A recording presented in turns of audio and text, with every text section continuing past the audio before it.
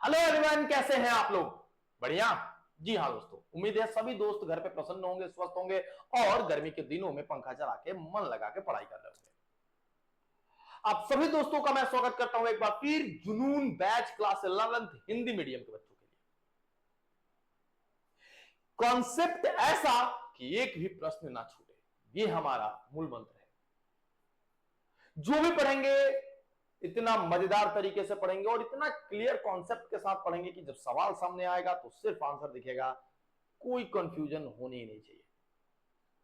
4 lecture इसमें हो गए हैं और ये लेक्चर काफी इंटरवल के बाद आ रहा है। रीजन क्या है इसके पीछे का? क्योंकि बहुत सारे बच्चे अभी जानते नहीं थे कि ऑनलाइन क्लास भी हमें करना चाहिए ऑफलाइन के साथ साथ। तो मैंने पहले किया क्या, थोड़े दिन होल्ड करके, ताकि सारे बच्चे थोड़ा जागरूक हो जाए, लोगों के बीच में अपनी बातों को पहुंचाएं। अब सारे दोस्त रेडी हो गए होंगे। अगर आप चाहते हैं ये 5वां लेक्चर है, पीछे के 4 लेक्चर्स को देखना, तो प्लेलिस्ट में जाइए हमारे यूट्यूब चैनल पे, वहां पे जाइएगा, जुनून batch class 11th Hindi medium दिखेगा, उसमें 4 लेक्चर ऑलरेडी अवेलेबल है। वो चारों लेक्चर खतरनाक है, वो चारों लेक्चर को मस्त तरीके से निपटाइए और 5वां लेक्चर में हमारे साथ बन जाइए। 5वां लेक्चर खत्म होते ही 4था लेक्चर में चले जाइएगा। हालांकि इंड में स्क्रीन पर पीछे के लेक्चर्स आपको दिखाई देंगे। आइए दोस्त, आज इस लेक्चर 5 में हम क्या करने वाले हैं जुनून बैच में? आज मैं करने वाला हूं मापन प्रणाली में परिवर्तन। इसके पहले समांगता का सिद्धांत हमने पढ़ाया था, फिर उसमें कुछ क्वेश्चन हमने इंटरेस्टिंग इंटरेस्टिंग करा था। आज भी बढ़िया थियरी है, आज भी हमारा बढ़िया बढ़िया सवाल है। तो हो जाइए तैयार, कॉपी कलम को निकाल लीजिए और हमारे साथ बने रहिए आखिरी तक। तो चलिए दोस्तों, मैं पहला सवाल आप लोगों के सामने लेके आता हूं। पहला सवाल क्या, पहला कॉन्सेप्ट मैं आप लोगों के सामने लेके आता हूं और हमारा पहला कॉन्सेप्ट यहां पे है। क्या पढ़ने वाले हैं सर आज हम? भौतिक राशि को बाबू एक मापन पद्धति से दूसरे मापन पद्धति में कैसे बदला जाएगा, ये विधि मैं आपको आज पढ़ाने वाला हूं। मजा आएगा, वादा करता हूं। सवाल बनाने में भी मजा आएगा, थियरी पढ़ने में भी मजा आएगा। अंत तक बने रहिएगा। अपने मित्रों दोस्तों के पास शेयर करना बिल्कुल मत भूलिएगा। नए हैं तो सब्सक्राइब करें और प्लीज लाइक का बटन जरूर दबा दें। मैं बता रहा हूं भौतिक राशि को एक मापन पद्धति से दूसरे मापन पद्धति में बदलना। अच्छा एक बात बताइए, हमने आपको बोला था कि चीनी खरीद कर लाना है, तो चीनी का तो आप द्रव्यमान मापते हो, मास मापते हो। हाँ, चीनी का जब आप द्रव्यमान मापिएगा तो आप उसको कहिएगा मान लीजिए 2 केजी। लेकिन आपका बड़ा भाई है, वो बोल रहा है कि नहीं 2000 ग्राम है। अब कहिएगा ना कि हाँ हाँ भैया ठीक बोलता है, एक ही चीज वहां। मतलब कि अगर यहां पर बोले तो नंबर अलग है, यूनिट अलग है। यहां पर नंबर चेंज हो गया तो भैया यूनिट भी चेंज हो गया।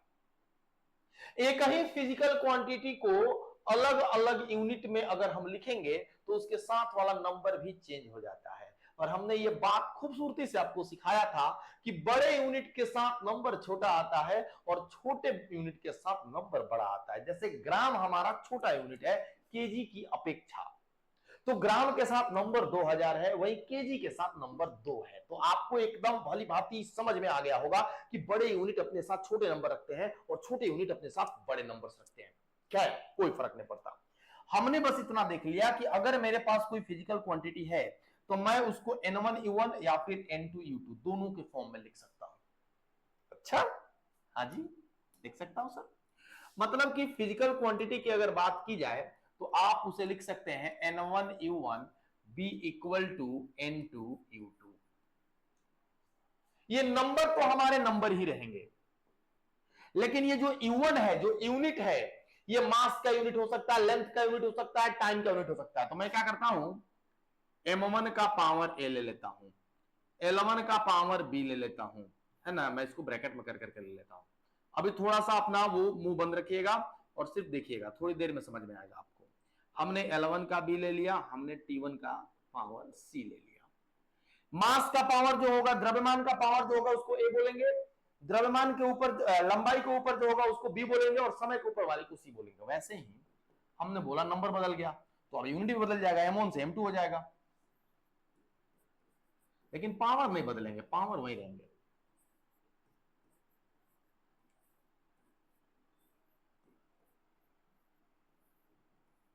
मुझे N2 फाइंड आउट करना है। मुझे क्या फाइंड आउट करना है गुरु? N2। तो मैं अगर N2 निकालने जाऊं तो N1 यहां है और ये M2 सीधे M1 के नीचे, तो यहां पर क्या हो जाएगा भाई मेरे? M1 अपॉन M2 का पावर A। यहां पर अगर मैं बोलूंगा L1 अपॉन L2 का पावर B, और मैं यहां बोलूंगा T1 अपॉन T2 का पावर C। गुरु ये जो N2 निकालने के लिए तुम्हारे पास एक्सप्रेशन आया ना, ये एक्सप्रेशन नोट कर लो। और ये एक्सप्रेशन अभी लाने में कुछ कंफ्यूजन जरूर आपको हुआ होगा, मैं कंफ्यूजन तुरंत दूर कर दूंगा। ये फार्मूला आप जरा अभी कॉपी में नोट कर लो, अभी के अभी कॉपी में नोट करो, देर भी नहीं करना। ये फॉर्मूला अभी के अभी कॉपी में नोट करो, बिल्कुल देर ना करो, एकदम देर नहीं करना है, तुरंत नोट करो, जल्दी फास्ट।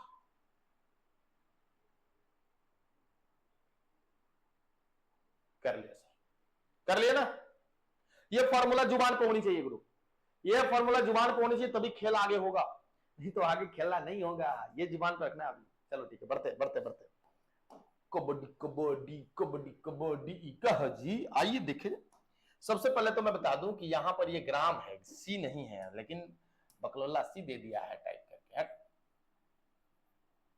प्रिंटिंग मिस्टेक है जी। कह रहा है कि आपके सामने 1 केजी मीटर प्रति सेकंड है, आप उसको ग्राम मीटर प्रति सेकंड में चेंज कीजिए। अच्छा, तो देखो ना, ये N1 दे रखा है, N1 जो है हमारे पास 1 है, और यहां क्या होगा, N2 की वैल्यू हमसे पूछ रहा है कि N2 की वैल्यू बताए। मास को मेजर किया जा रहा है केजी में, यानी कि पहले M1 हमारा केजी है, लेकिन इसी केजी को आपको कन्वर्ट करके ग्राम में कर देना, मतलब कि M2 की जो वैल्यू है आप उसको ग्राम करेंगे। देखिएगा ध्यान से, एक एक वर्ड देखते जाए। लेंथ को मेजर किया जा रहा है बाबू मीटर में, तो हम इसको मीटर में कर देंगे, और यही मीटर वहां जाके, ओ हो सॉरी सॉरी सॉरी, ये सी सटा हुआ सेंटीमीटर है, सीएम सेंटीमीटर है, यही आपका L2 जो होगा ना बाबू, वो सेंटीमीटर में होना चाहिए। T1 यानी कि टाइम हमारा सेकंड में है यहां पर, और यहां पर भी हमारा टाइम को सेकंड में ही रखा गया है। अच्छा, अब यहां से जरा इस केजी मीटर प्रति सेकंड को उठाओ,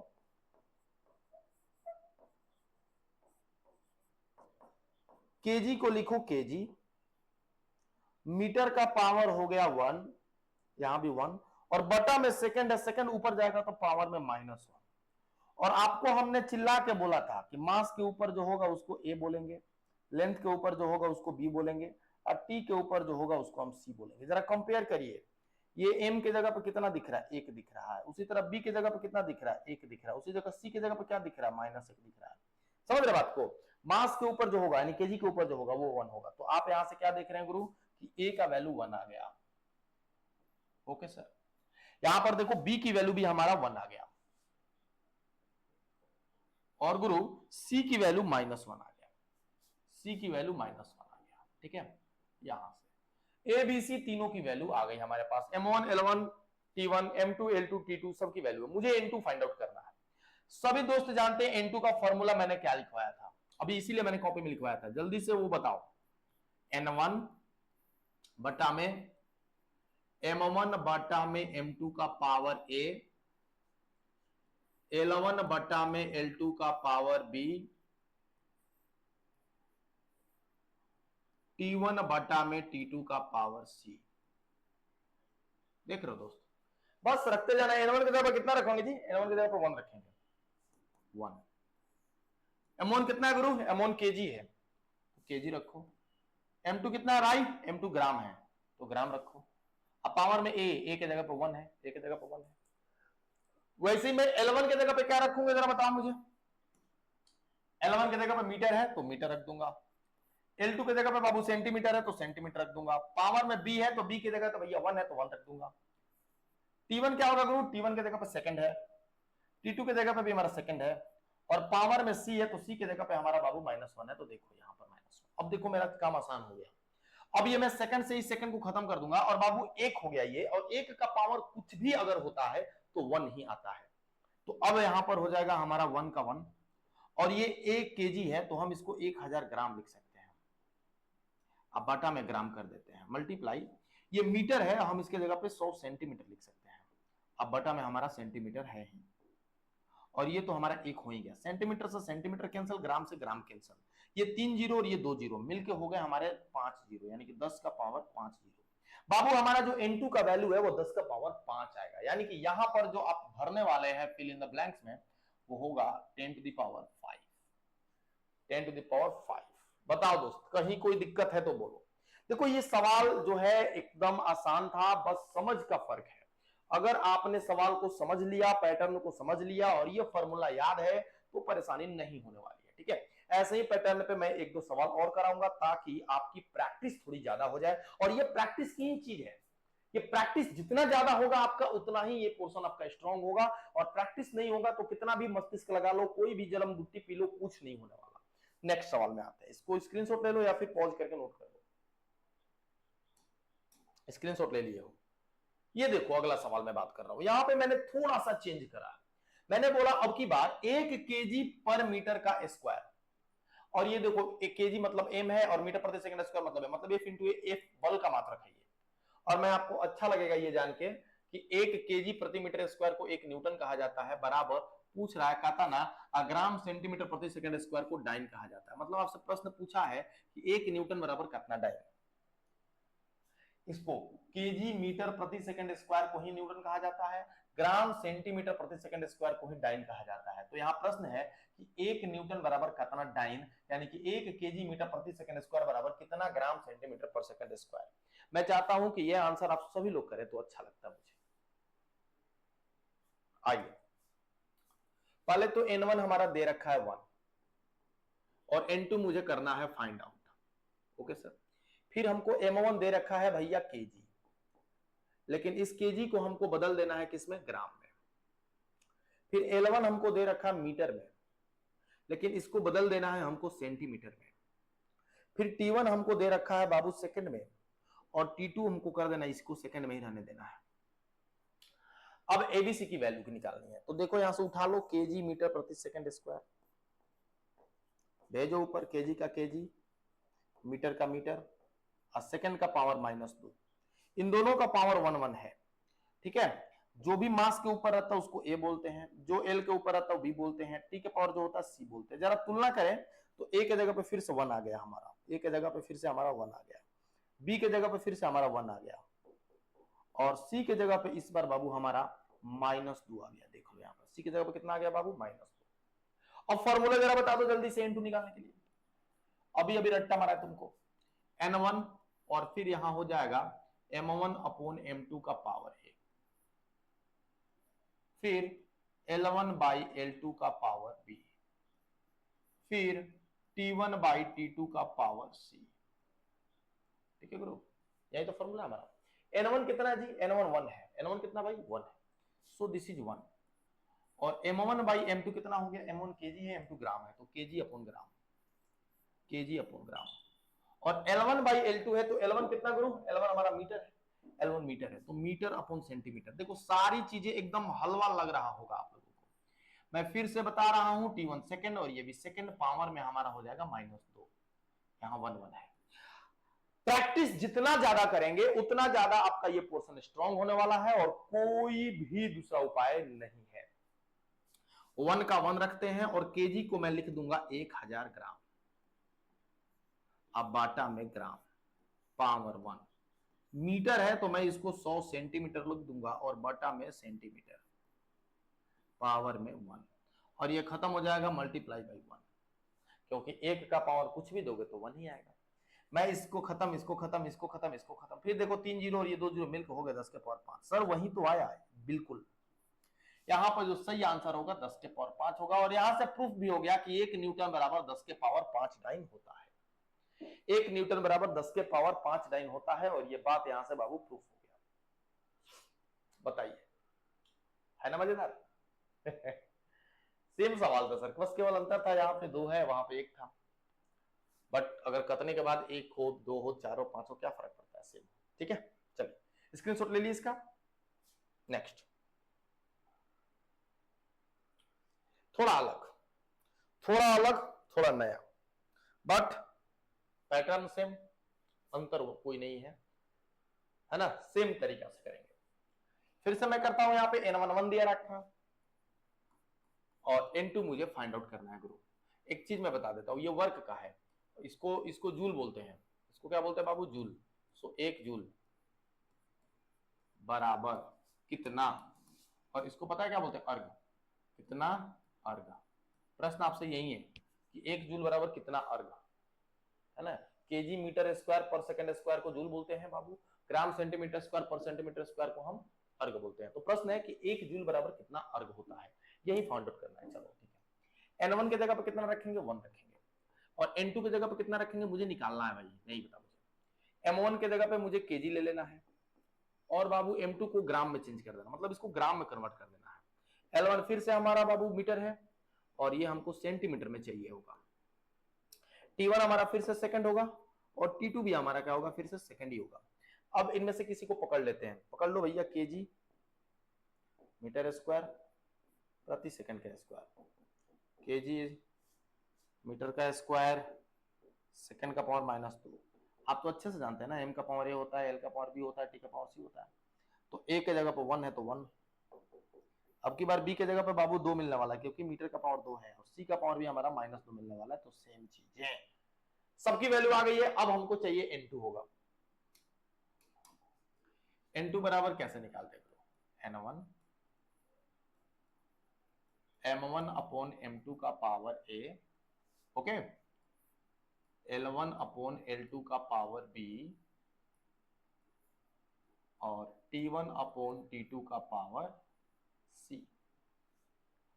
सो N2 बराबर N1 की जगह पर 1, N1 की जगह पर 1, और M1 बाई M2 है दोस्त, M1 by M2 KG by gram, power में 1। L1 बाई L2 है गुरु, तो L1 की जगह पर मीटर है, और L2 की जगह पे हमारा सेंटीमीटर हो जाएगा। तो पावर में फिर से 1, नहीं नहीं नहीं 1 कैसे पावर में? b की जगह पे 2 ना है, तो 2 ना, और ये फिर से हमारा सेकंड अपॉन सेकंड, पावर में फिर से हमारा -2, खत्म।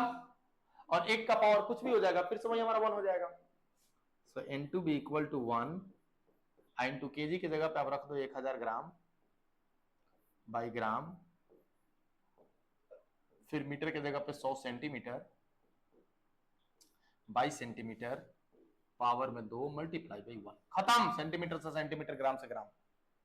तो यहाँ पे N2 बराबर अब हमारा हो जाएगा कितना? 1 इंटू 10 का पावर 3, क्योंकि 1000 है, और ये 100 का स्क्वायर, 10 का पावर 2 का स्क्वायर, 10 का पावर 4, तो कुल मिला के हमारा आ गई 10 के पावर 7। बाबू 10 के पावर 7 आपका करेक्ट आंसर होगा यहाँ पे, 10 टू द पावर 7।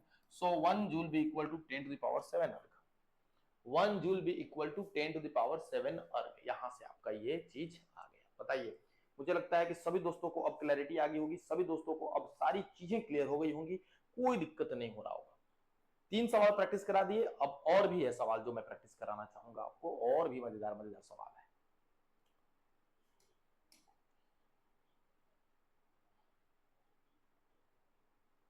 देखो, अब यहां पे कह रहा है कि 1 किलोमीटर प्रति घंटा है, और इसको बदलना है मीटर प्रति मिनट में। अलग है थोड़ा। N1 आपको 1 दे रखा है, N2 फिर से मुझे निकालना है, लेकिन मैं बता दूं ये किलोमीटर है, मतलब कि यहाँ पे मास आपको नहीं दिख रहा, यहाँ पे मास नहीं है, यहाँ पे सीधे L1 है, और वो है किलोमीटर। और अब की बार लेंथ है हमारा, इसको कन्वर्ट करना है मीटर में। यहाँ पर T1 है, तो T1 को कन्वर्ट करना है किसमें बाबू? आवर है। और यहाँ पर T2 है, इसको कन्वर्ट करना हमको किसमें? मिनट में। मास नहीं है। अब पकड़ लेते हैं किलोमीटर पर आवर को, भेजो ऊपर। मैं क्या बोलता हूं, यहाँ m का पावर a, l का पावर b, t का पावर c, यहाँ 1 है। किलोमीटर तो L1 है ना, तो b के जगह पर 1 हो गया, और c की जगह पर -1 हो गया। m तो है ही नहीं गुरु, m तो है ही नहीं, और m जब नहीं है तो हमारा a के जगह पे 0 हो जाएगा। क्या हो जाएगा? 0 है ही नहीं ना, तो 0 ले लेंगे। अब मुझे N2 फाइंड आउट करना है, तो N2 बराबर N1 M1 बाई M2 का पावर a, फॉर्मूला लिखता हूं मैं, L1 बाई L2 का पावर b, T1/T2 का पावर से। अब तुम चलो यहाँ पे N1 की जगह पे तो 1 रखे हो, M1 M2 है ही नहीं, तुम चाहो तो इसको अभी खत्म भी कर सकते हो, नहीं खत्म करना चाहते यहाँ 0 दे दो, अब अपने आप ये खत्म हो जाएगा। किसी भी चीज का पावर अगर 0 है तो 1 हो जाता है। L1 की जगह पे मैंने कितना ले रखा भैया, L1 की जगह पे मैंने ले रखा किलोमीटर, और L2 की जगह पे क्या ले रखा है तो भैया मीटर ले रखा है। B है पावर में B है, B कितना भाई, B1 है। T1 के जगह पे हमारा आवर है, और T2 के जगह पे हमारा भैया मिनट है, और पावर में C है तो C का पावर की जगह पे -1। देखो अब हमारी कहानी शुरू हो गई, अलग है भाई ये, है ना। M1 का बाई M2 का पावर 0 तो ये 1 हो गए सारे के सारे, मल्टीप्लाई किलोमीटर है तो 1000 मीटर होगा, और डिवाइडेड बाई इसको मीटर में करेंगे, ठीक है, इनटू ये 1 आवर है तो 1 आवर को आप 60 मिनट लिख सकते हो गुरु, 60 मिनट अपॉन मिनट, ठीक है,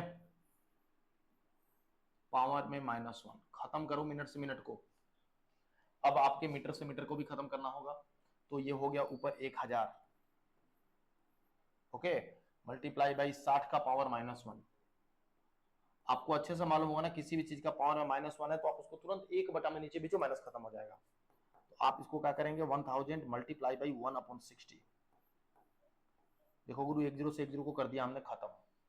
अब मैं इसको 2 से उड़ाऊंगा, इसको 2 से उड़ाऊंगा, तो ये हो जाएगा 50/3। तो भैया यहाँ पर जो N2 की वैल्यू आई वो आ गई कितनी, 50/3। तो आंसर जो होगा यहाँ पर 50/3, यानी कि 1 किलोमीटर प्रति घंटा बराबर 50/3 मीटर प्रति मिनट। ठीक है, कैसे करते हैं मालूम चला। अब यही अगर मान लो कि इसमें लेंथ ही नहीं होता, तो लेंथ नहीं होता तो L1/L2 का पावर 0 कर देते, जो टर्म नहीं होगा उसका पावर वाला 0 कर देना, बस यही हमारा स्ट्रेटजी है, यही हमारा तरीका है।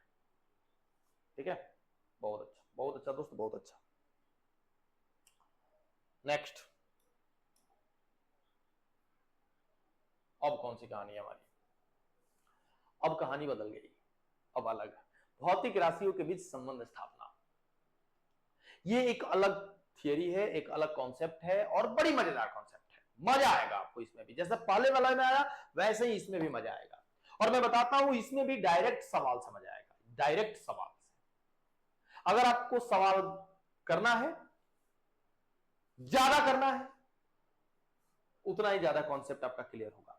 सवाल चाहते हैं कि नहीं करें, आप चाहते हैं कि केवल मुझे चीजें समझ में आ जाए, तो आपको न्यूमेरिकल समझ में नहीं आएगा। आप डेफिनेशन याद कर सकते हो, आप डेफिनेशन को पढ़ सकते हो, लेकिन सवाल करने के लिए तो प्रैक्टिस ही चाहिए। कितना भी परिभाषा याद कर लो, सवाल नहीं बनेगा आपसे। तो चलिए देखिए, यहाँ पे कह रहा है कि भौतिक राशियों के बीच संबंध की स्थापना, और मैं चाहता हूं कि डायरेक्ट मैं इसको सवाल में ही इन्वॉल्व कर दूं। आइए मैं पहला सवाल आपके सामने रख रहा हूं, यहाँ पे सवाल पढ़िए जरा, सारे दोस्त मेरे इस सवाल को पढ़ेंगे। खूबसूरत प्रश्न रखा है मैंने, बहुत मजेदार सवाल रखा हमने। एक वस्तु की गतिज ऊर्जा है बाबू, और उसके द्रव्यमान तथा वेग पर निर्भर करता है, तो गतिज ऊर्जा का व्यंजक बताए। कह रहा है कि एक वस्तु है, उसकी गतिज ऊर्जा होगी, और वो गतिज ऊर्जा किन किन चीजों पर निर्भर कर रही है, दो चीजों पर निर्भर कर रही है। पहली तो उसके द्रव्यमान पर निर्भर कर रही है, दूसरा उसके वेग पर निर्भर कर रही है।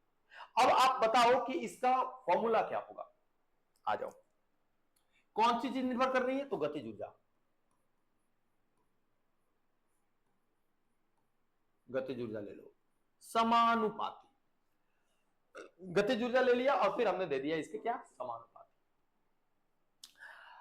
किस किस पर निर्भर कर रहा बाबू, द्रव्यमान पर निर्भर कर रहा है, पहली चीज द्रव्यमान पर निर्भर कर रहा है, और फिर एक और चीज पर निर्भर कर रहा है, और वो है हमारा वेग, वो है हमारा वेग। दो चीजों पर निर्भर कर रहा है, हमारा गतिज ऊर्जा एक द्रव्यमान पर निर्भर कर रहा है, दूसरा हमारा वेग पर निर्भर कर रहा है। ठीक है, अच्छा, गतिज ऊर्जा को ke से रिप्रेजेंट करते हैं, डायरेक्टली प्रोपोर्शनल में निर्भर कर रहा है, द्रव्यमान पर मतलब m पर, और वेग मतलब v पर, जैसा कि वहां पे दिया भी हुआ है। अब हमारा पहला काम होना चाहिए कि सवाल के हिसाब से तो हमने ये लिख लिया, अब डायरेक्टली प्रोपोर्शनल समानुपाती के बाद जो भी है इसके पावर में हम a और इधर b दे देंगे, और भी होता तो c देते और होता तो d देते, लेकिन दो ही है तो a और b में ही समाप्त हो गया, और इसको हम मान लेंगे equation number Guru 1। This is equation number 1। ठीक है, अब क्या करेंगे सर, इतना तो सबको आ गया, एक एक स्टेप में बताते जा रहा हूं। पहले किसका फॉर्मूला निकालना है, तो गतिज ऊर्जा का, गतिज ऊर्जा लिख लो। समानुपाती किन किन चीजों पर निर्भर कर रहा है बाबू, तो द्रव्यमान पर और वेग पर, हमने दोनों को लिख लिया।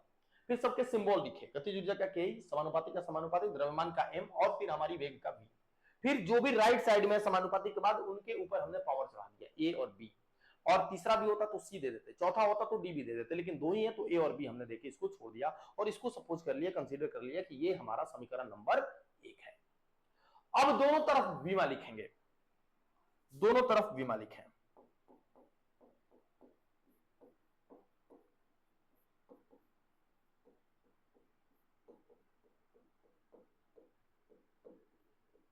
दोनों तरफ विमा लिखे। ये तो गतिज ऊर्जा है, और हमने आपको पढ़ाया है कि कार्य ऊर्जा और किसी भी प्रकार की ऊर्जा हो सबकी विमा समान होती है, कार्य और ऊर्जा की ml² T इनवर्स 2 लिखेंगे।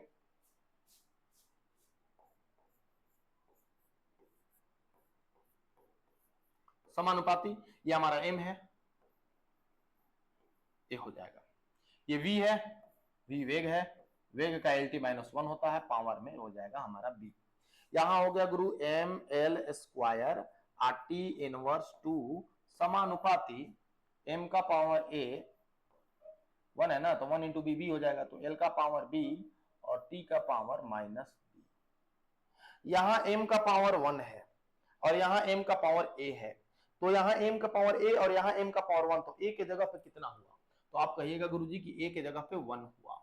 उसी तरह l का पावर b और यहां l का पावर 2, मतलब कि b के जगह पे कितना हुआ बाबू, तो 2 हुआ। तो a का वैल्यू भी आ गया हमारे पास और b का वैल्यू भी आ गया, c तो है नहीं हमारे पास। अब इस a और b के वैल्यू को हमको समीकरण 1 में रखना है, a तथा b के मान को, a तथा b के मान को समीकरण 1 में रखें। कहां रखे गुरु, समीकरण 1 में रखें। तो ऐसे में हो जाएगा हमारा के ई समानुपाती m का पावर 1 और v का पावर 2, और बाबू यही हमारा सही आंसर हो गया। इतना ही आपको छोड़ देना है, इतना ही आपको छोड़ देना है, यही आपको करेक्ट आंसर दे देगा। क्लियर है भाई, क्लियर है गुरु कि नहीं क्लियर है, बताओ। सर एकदम आसान है ये, तो कर लेंगे हम लोग, पक्का मुझे भरोसा है तुम लोगों पे भैया, तुम लोग कर लोगे, तुम लोग सुपर हीरो। चमक चलो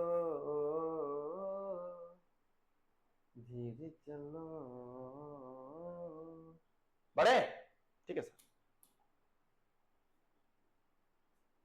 ये देख भाई, सुपर हीरो वाला सवाल है, मजेदार सवाल है। एक सरल लोलक का आवर्तकाल, टाइम पीरियड, आवर्तकाल मतलब समझो एक चक्कर पूरा करने में लगा हुआ समय, कंप्लीट कंप्लीट, और इसी को आवर्तकाल बोलते हैं। एक सरल लोलक का आवर्तकाल, रस्सी की लंबाई, ये भटियारा लंबाई को एल से दिखाते हैं, ससुर के नाती तुम आर काहे लिखती है बे, हट हट हट, ये तो पाप में गिनती होता है। ऐसी ऐसी तुच्छ गलतियां जो करते हैं पापी नरक में जाते हैं। तथा गुरुत्वीय त्वरण जी पर निर्भर करती है, तो आवर्तकाल का व्यंजक क्या होगा, ठीक है। आवर्तकाल निर्भर करता है भाई, ब्लैक ब्लैक ना लिखो, ब्लैक नहीं दिखेगा, व्हाइट से लिखते हैं, पीला से लिखते हैं। चलो अरे भागो ना, क्या क्या चीज पर आवर्तकाल निर्भर करता है मैं बताता हूं। आवर्तकाल समानुपाती लंबाई और साथ साथ किस पे, गुरुत्वीय त्वरण पे।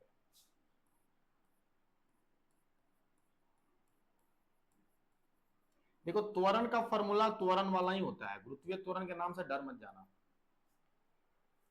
यानी कि आवर्तकाल समानुपाती L और फिर गुरुत्वीय त्वरण को G से, फिर हमने क्या किया था, पावर A दे देंगे, इसका पावर B दे देंगे, और फिर इसको इक्वेशन नंबर 1 मान लेंगे। करना कुछ नहीं है, एकदम हलवा सवाल होगा, इक्वेशन नंबर 1। क्या बोलते हो, ठीक है। अब क्या करेंगे बताओ, कमेंट करो। अब दोनों तरफ विमा लिखेंगे सर, और क्या करेंगे, दोनों तरफ विमा लिखेंगे, दोनों तरफ विमा लिखें।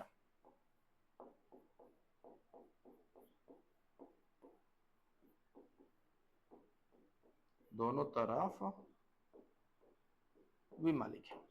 तो बाबू ये तो समय है ना आवर्तकाल, आवर्तकाल का विमा तो T ही होगा, हाँ m0 हो जाएगा, L0 हो जाएगा, केवल T होगा, समानुपाती। ये लंबाई है तो लंबाई का L हो जाएगा, L का पावर A, और ये गुरुत्वीय त्वरण है, और गुरुत्वीय त्वरण का विमा त्वरण के बराबर ही होता है, तो जी का बीमा भी हो जाएगा LT माइनस 2, क्योंकि त्वरण और गुरुत्वीय त्वरण दोनों सेम चीजें होती हैं पावर में बी। अब क्या, कुछ नहीं, m0 l0 t1 समानुपाती l का पावर a, यहाँ l का पावर b और t का पावर माइनस 2b। ये 1 है तो 1 में b से मल्टीप्लाई किया b और माइनस 2 में किया तो माइनस 2b। अब आपको अच्छे से पता है बब्बू, आधार बराबर है तो पावर जोड़ दो, है ना, बिल्कुल सर। m0 l0 t1 समानुपाती l का power a plus b t का पावर माइनस 2b। माइनस, गुरु जी वहां t का पावर कितना है तो माइनस 2b, या यहाँ t का पावर कितना है तो 1, यानी कि माइनस 2b जो है ना हमारा वो 1 के बराबर है, तो b बराबर कितना हो जाएगा गुरु, माइनस 1/2। देखो b की वैल्यू आ गई मेरे पास, b की वैल्यू मेरे पास आ गई। अब देखो l का पावर a प्लस b है और यहाँ l का पावर 0 है, यानी कि a प्लस b बराबर 0 हो जाएगा, a प्लस b बराबर जो हो जाएगा हमारा 0 हो जाएगा। ओके, सो a का वैल्यू कितना आएगा मुझे निकालनी है, b की वैल्यू कितना है माइनस 1/2 है ना, तो माइनस 1/2 रखते हैं, minus 1/2 b equal to 0।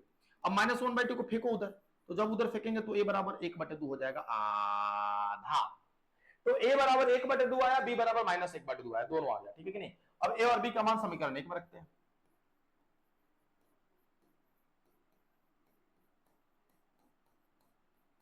a तथा b का मान समीकरण 1 में, t समानुपाती l का पावर a का पावर 1/2 और g का पावर b माने माइनस 1/2। आप इतना भी रहने दीजिए, कोई दिक्कत नहीं है, लेकिन मैं चाहता हूं कि थोड़ा सा और बढ़ा दीजिए आप, l का पावर 1/2 और यहां पर हो जाएगा बटा में g का पावर 1/2, बटा में कर देने से माइनस खत्म हो जाता है ना। हाँ सर, अब पावर में जब 1/2 होता है तो उसको रूट लिख सकते हैं, सर। सो t समानुपाती root under l upon root under g. अरे दोनों अलग अलग चादर ओढ़ के बैठा हुआ है, दोनों को एक ही चादर में निपटा दो ना, बड़ा चादर लेके। हाँ ओके सर, तो l/g समानुपाती का चिन्ह होगा, ये देखो। सो ये हमारा करेक्ट आंसर है, आप यहां से आप इसके आंसर को कर सकते हैं। देखिए बड़ा मजेदार सवाल था, सुंदर सवाल था, खूबसूरत सवाल था या नहीं। इस सारे सवाल जितना भी मैंने कराया है ये तभी आपके पास और आपके दिमाग में, मस्तिष्क में पूरी तरह से सिमट के रह जाएगा जब आप इसको बार बार प्रैक्टिस करेंगे। और अगर आप प्रैक्टिस नहीं करेंगे तो ये सवाल आप सभी के लिए बेकार है, कोई यूज नहीं होगा इसका। तो इसी के साथ मैं बीमा से अनुप्रयोग पर आधारित प्रश्न को मैंने समाप्त कर दिया है। अगला जो लेक्चर होगा हमारा वो होगा केवल और केवल सार्थक अंक और राउंडिंग ऑफ, सार्थक अंक सिग्निफिकेंट फिगर, साथ में राउंडिंग ऑफ के रूल्स, ये चीजें मैं सिखाऊंगा आपको। और कुछ खतरनाक खतरनाक पूछे गए प्रश्न भी मैं आपके सामने लेके आऊंगा। अगर आपको ये वीडियो पसंद आया तो आप एक बार लाइक का बटन जरूर दबाएं, अपने मित्रों को, अपने दोस्तों को इस वीडियो को शेयर करें ताकि अधिक से अधिक लोगों को इसका लाभ पहुंच सके। मिलते हैं नेक्स्ट लेक्चर में, तब तक के लिए जय हिंद।